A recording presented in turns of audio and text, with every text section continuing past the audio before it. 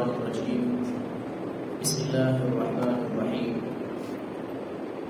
ومن يقتل مؤمنا متعمدا فجزاؤه جهنم خالدا فيها وغضب الله عليه ولعنه وأعد له عذابا عظيما صدق الله العظيم. کل کے سبق میں قتل خطا کے متعلق بیان ہوا تھا. قتل خطا کا حکم سنا اور پڑھا تھا کہ اگر کوئی مومن کسی مومن کو قتل کرے تو اس کی سزا ایک غلام کو آزاد کرنا ہے. وہ ایک باندی ہو یا غلام ہو، شرط یہ کہ وہ مومن ہو. یہ اللہ جل جلالہ کا حق ہے، اس لیے کہ قتل خطا میں دو حقوق ہوتے ہیں، ایک اللہ کا حق اور دوسرا ورثاء کا. تو اللہ جل جلالہ کا حق یہ ہے کہ یہ آدمی غلام آزاد کرے یا باندی آزاد کرے، بشرطے کہ مومن ہو یا مومنہ ہو. ورثاء کا حق یہ ہے کہ یا تو اس آدمی کے بدلے میں، اس قتل کے بدلے میں، مقتول جو ہے اس کے بدلے میں 100 اونٹ دیں گے، یا 1000 دینار یا 10,000 درہم. یعنی 100 اونٹ کی قیمت دینار کے حساب سے 1000 دینار ہے، اور اسی طرح دراہیم کے حساب سے جو ہے قیمت بنتی ہے 10,000 دراہیم. پھر ساتھ یہ بھی بیان ہوا تھا کہ اگر کوئی شخص کسی کی آنکھ ضائع کر دے یا ایک ہاتھ ضائع کر دے یا ایک پاؤں ضائع کر دے تو یہ بمنزلہ آدھا انسان کے ہے. مطلب یہ ہے کہ 100 اونٹ ہے تو اس کی دیت ہوگی 50 اونٹ. اسی طرح دینار کے حساب سے 500 دینار، دراہیم کے حساب سے 5000 دراہیم. اور پھر ساتھ یہ بھی بیان ہوا تھا کہ اس وقت اگر کوئی کسی کی داڑھی کاٹتا زبردستی تو اس کی دیت پوری کی پوری ہوتی، یعنی پورے 100 اونٹ دینے پڑتے. جس طرح آپ کسی آدمی کو قتل کرتے ہیں، یہ اتنا بڑا جرم ہے. یعنی داڑھی رکھنا یہ اسلامی شریعت نے اس کو بہت اہمیت دی ہے. جس طرح ایک آدمی کسی ایک مومن کو قتل کرتا ہے، اسی طرح اس کی بھی دیت اس طرح ہے. داڑھی کے متعلق یہ ہے کہ اس وقت رسول اللہ صلی اللہ علیہ وسلم کے زمانے میں حضرت ابوبکر رضی اللہ تعالیٰ عنہ، حضرت عمر رضی اللہ تعالیٰ عنہ، حضرت عثمان غنی اور حضرت علی رضی اللہ عنہما تعالیٰ علیہم اجمعین، ان کے زمانے میں یعنی خلفائے راشدین کے زمانے میں اگر کوئی کسی کی داڑھی کاٹتا، جیسے زبردستی کسی کی کاٹتے ہیں داڑھی، تو یہ اتنا بڑا جرم ہوتا تھا جیسے کہ اس نے کسی آدمی کو قتل کیا. داڑھی کو ہم حیثیت نہیں دیتے، اور داڑھی کے متعلق ہمارا رویہ یہ ہوتا ہے کہ یہ کوئی معمولی سا گناہ ہے، حالانکہ یہ بہت بڑا گناہ ہے. روز ہم داڑھی کو صاف کرتے ہیں، یہ ہم رسول اللہ صلی اللہ علیہ وسلم کی سنتوں کو سبق کرتے ہیں، اور داڑھی واجب ہے. میں پہلے بھی عرض کر چکا تھا کہ داڑھی یہ تمام انبیاء کی مشترکہ سنت ہے، عشر من الفطرہ کہا جاتا ہے. تو داڑھی رکھنا واجب ہے، ایک مٹھ داڑھی رکھنا واجب ہے. اور رسول اللہ صلی اللہ علیہ وسلم کی داڑھی مبارک وہ قدرتی طور پر ایک مٹھ تھی، کبھی آپ نے اس کو کینچی نہیں لگائی. تو داڑھی کے متعلق شریعت کا یہ حکم ہے. اچھا، آج کے سبق میں، چونکہ کل کے سبق اور آج کے سبق میں ربط یہ ہے کہ کل بھی قتل کے متعلق بیان تھا اور آج بھی قتل کے متعلق ہے. کل قتل خطا کے متعلق بیان ہوا تھا اور پھر اس کی مختلف صورتیں بیان ہوئی تھی. آج کے سبق میں قتل عمد کے متعلق بیان ہے. جو شخص کسی مومن آدمی کو جان بوجھ کر قتل کرے تو اس کی سزا جہنم میں ہے اور ہمیشہ اس جہنم کے اندر رہے گا. یہ بہت بڑی سزا ہے. جو شخص کسی مومن مسلمان کو قتل کرتا ہے جان بوجھ کر، دیدہ اور دانستہ، تو یہ آدمی سیدھا جہنم میں جائے گا اور خالدین فیہا. اللہ جل جلالہ فرما رہے ہیں کہ وہ اس جہنم کے اندر ہمیشہ رہے گا. دیکھو، اللہ تعالیٰ کے حقوق میں سب سے بڑا جو یعنی اللہ تعالیٰ کے حقوق جو ہے، ایک حقوق اللہ ہے، ایک حقوق العباد ہے. تو اللہ تعالیٰ کے حقوق کی نافرمانی میں سب سے بڑا حق جو ضائع ہوتا ہے وہ اللہ کے ساتھ کسی کو شریک کرنا ہے. اور شرک میں نے آپ کو بتایا تھا کہ شرک وہ شرک یعنی کیا نام ہے، اللہ جل جلالہ کی ذات میں کسی کو شریک کرنا، یا صفات میں کسی کو شریک کرنا، یا افعال میں کسی کو شریک کرنا. ذات میں جیسے کوئی شخص کہے نعوذ باللہ اللہ تبارک و تعالی ہے، لیکن اللہ کے ساتھ ایک اللہ اور ہے، نعوذ باللہ، یہ بہت شاذ و نادر ہے، کم اس طرح لوگ کہتے ہیں، دنیا میں کم انسان اس طرح ہیں جو اس طرح سوچ رکھتے ہیں۔ لیکن ایسے کہنا اللہ تعالیٰ کی صفات میں اللہ کے ساتھ شریک کرنا بہت سارے لوگ کرتے ہیں، یعنی جیسے اللہ حاضر ناظر ہے، حاضر بھی ہے، موجود ہے، مجھے اور آپ کو نظر نہیں آ رہا لیکن موجود ہے، ہر جگہ موجود ہے، کوئی ایسی جگہ نہیں ہے کہ جہاں اللہ نہ ہو۔ اللہ تعالیٰ قرآن میں فرما رہے ہیں کہ اگر تم 4 ہو تو 5واں اللہ ہے، 6 ہو تو 7واں اللہ ہے، تم جتنے بھی ہو اللہ تمہارے ساتھ ہے۔ تو اللہ کے ساتھ یعنی اگر اس صفت میں کوئی اللہ کے ساتھ شریک کرے کہ اللہ تعالیٰ حاضر ہے، تو اسی طرح کوئی اور ذات ہے جو کہ وہ بھی حاضر ہے، یا اس طرح ناظر ہے، دیکھنے والا ہے، اللہ تعالیٰ دیکھتا ہے، ہر جگہ ہر وقت اللہ تعالیٰ دیکھ رہا ہے۔ وہ تمام مخلوقات جتنی اس دنیا کے اندر بس رہی ہے، تمام مخلوقات کے دلوں کے بیدوں کو جانتا ہے اور اس کے اندر یہ دیکھ رہا ہے، اور جو کچھ یہ مخلوقات کر رہی ہے وہ چھوٹی مخلوق ہے، وہ بڑی مخلوق ہے، وہ ہوائی مخلوق ہے، وہ زمینی ہے یا سمندری ہے، اللہ تبارک و تعالیٰ ان ساری مخلوق کو دیکھ رہا ہے۔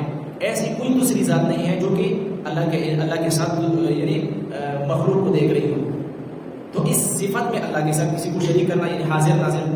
اسی طرح اللہ تعالیٰ عالم الغیب ہے، ہر چیز کا علم اللہ کو ہے، پہلے جو ہو چکا ہے وہ بھی علم اللہ کو تھا ہے، اور اب جو لوگ کر رہے ہیں یہ بھی اللہ کے علم میں ہے، اور جو آئندہ ہوگا وہ بھی اللہ کے علم میں ہوگا۔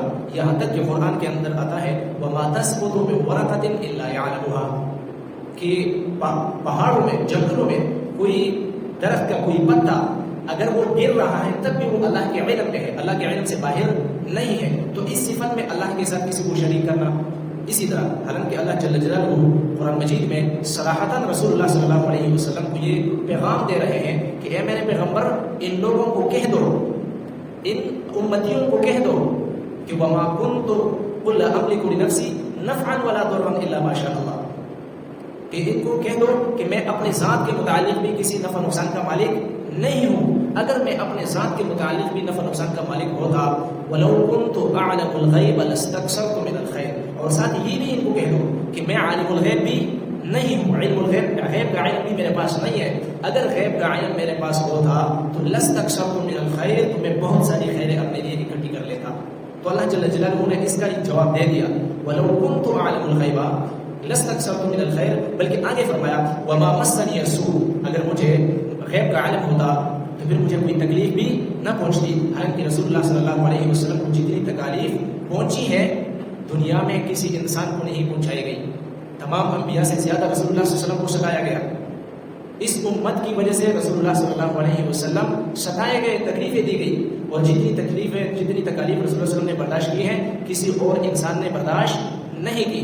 تو رسول اللہ صلی اللہ علیہ وسلم اللہ تبارک و تعالیٰ فرما رہے ہیں کہ اے میرے نبی کہہ دو ان کو وما مسنی السوء، مجھے تکلیف بھی نہ پہنچتی، بلکہ میں کون ہوں؟ ان انا الا نذیر و بشیر لقوم یؤمنون، بلکہ میں نذیر ہوں، ڈرانے والا ہوں، بشیر ہوں، خوشخبری سنانے والا ہوں اس قوم کے لیے جو ایمان رکھتی ہے۔ تو میں عرض کر رہا تھا کہ 2 قسم کے حقوق ہیں، ایک اللہ کا حق ہے اور ایک حقوق العباد ہے۔ تو اللہ کے حق میں ضائع کرنے والا سب سے بڑا حق جو ضائع کیا جاتا ہے وہ شرک ہے، کہ اللہ کے ساتھ کوئی بندہ شرک کرے۔ تو صفات میں یہ ہے۔ پھر افعال میں، افعال مطلب یہ ہے کہ کوئی شخص یہ کرے کہ میرا یہ کام اللہ کے حکم سے اور نبی کے ارادے سے، نبی کے چاہت سے یہ ہوا، اللہ کے حکم سے ہوا، نبی کے حکم سے ہوا، میرا یہ کام ہوا۔ اسی طرح میں صحت مند ہو گیا اللہ کے حکم سے اور نبی کے حکم سے، یا میرا فلاں کام ہو گیا، یا میں کامیاب ہو گیا، اللہ کے حکم سے ہوا، نبی کے حکم سے ہوا، ایسا کرنا بھی شرک ہے، منع کیا ہے رسول اللہ صلی اللہ علیہ وسلم کے سامنے۔ بلکہ آپ صلی اللہ علیہ وسلم نے ایک صحابی سے سوال کیا کسی کام کے متعلق، اور ان سے فرمایا کہ وہ فلاں کام ہو گیا کہ نہیں ہوا؟ تو اس آدمی نے جواب دیا، الفاظ یہ ہے کہ ما شاء اللہ و شئت، کہ اگر اللہ نے چاہا اور آپ نے چاہا تو میرا کام ہو جائے گا۔ ایک دوسری روایت میں یہ آتا ہے ما شاء اللہ و ما شاء محمد صلی اللہ علیہ وسلم، اگر اللہ کو منظور ہوا اور محمد رسول اللہ صلی اللہ علیہ وسلم کو منظور ہوا تو میرا کام ہو جائے گا۔ اس پر رسول اللہ صلی اللہ علیہ وسلم نے ارشاد فرمایا اجعلتنی للہ ندا، کیا آپ نے مجھے اللہ کا شریک بنا دیا؟ بل قل ما شاء اللہ وحدہ لا شریک لہ، بلکہ ایسا کہو کہ اللہ جل جلالہ کو جو منظور ہوگا جو کہ وحدہ لا شریک ہے تو میرا کام ہو جائے گا۔ تو اللہ کے تبارک و تعالیٰ کے ساتھ تکوینی کاموں میں کسی کو شریک کرنا یہ شرک ہے۔ اسی طرح ہاں جو شرعی احکام میں اس میں آپ کہہ سکتے ہیں، جیسے اللہ اور رسول کا حکم ہے نماز پڑھو، اللہ اور رسول کا حکم ہے اپنے والدین کی خدمت کرو، اللہ اور رسول کا حکم ہے کہ آپ روزہ رکھو، زکوٰۃ دو، یعنی حسن اخلاق جو ہے اس سے پیش آ جاؤ، تو یہ اس کو کہتے ہیں شرعی احکام۔ تکوینی احکام جیسے کہ میں نے آپ کو بتایا کہ کسی کو ذلیل کرنا، کسی کو بیمار کرنا، کسی کو عزت دینا، کسی کا کام کا ہو جانا، اس کا تعلق اللہ تبارک و تعالیٰ کے ساتھ ہے۔ تو اللہ تبارک و تعالیٰ فرما رہے ہیں کہ وَمَن يَقْتُلْ مُؤْمِنًا مُتَعَمِّدًا، جس نے کسی مومن شخص کو قتل کیا متعمدًا جان بوجھ کر، یہ حقوق اللہ کا یعنی اللہ تعالیٰ کا حق اس طرح ضائع ہوتا ہے۔ اور حقوق العباد میں سب سے بڑا گناہ وہ ہے کسی مسلمان کو قتل کرنا، جان بوجھ کر کسی مسلمان کو قتل کرنا، یہ حقوق العباد میں سب سے بڑا گناہ ہے۔ وَمَن يَقْتُلْ مُؤْمِنًا، اور جس شخص نے قتل کیا مؤمنا کسی مومن کو متعمدا جان بوجھ کر، فجزاؤہ جہنم، بس اس کی جزا ہے جہنم، خالدا فیہا، اس میں ہمیشہ رہے گا، وغضب اللہ علیہ، اور اللہ جل جلالہ کا غضب ہوگا اس پر، ولعنہ، اور اس کی لعنت ہوگی، وأعد له، اور اس کے لیے تیار کیا ہے عذابا عظیما، بہت بڑا عذاب۔ دیکھو جو شخص اللہ جل جلالہ کے غضب میں آ گیا، انسان کے لیے سب سے بڑی سزا اللہ تعالیٰ کی ناراضگی ہے، اور اللہ تبارک و تعالیٰ کی ناراضگی جو ہے وہ کیا ہے؟ جہنم ہے۔ اسی لیے کہ ایسا نہیں ہو سکتا، یہ اللہ کا قانون نہیں ہے کہ ایک انسان سے ناراض ہے اس کو جنت میں داخل کرے، اور ایسا بھی نہیں ہے کہ ایک انسان سے راضی ہے اور اس کو جہنم میں داخل کرے۔ سب سے بڑی سزا اللہ کی ناراضگی ہے، اور سب سے بڑی جنت اللہ تعالیٰ کی رضا ہے۔ تو جو شخص سے اللہ تعالیٰ راضی ہوا وہ جنت میں اللہ تعالیٰ داخل فرمائیں گے، اور جس سے ناراض ہوا تو ناراضگی جہنم ہے۔ دعا ہے اللہ رب العزت ہمیں صحیح عمل کی توفیق عطا فرمائے۔ الحمدللہ رب العالمین، والعاقبۃ للمتقین، والصلاۃ والسلام علی سید الانبیاء والمرسلین وعلی آلہ واصحابہ اجمعین۔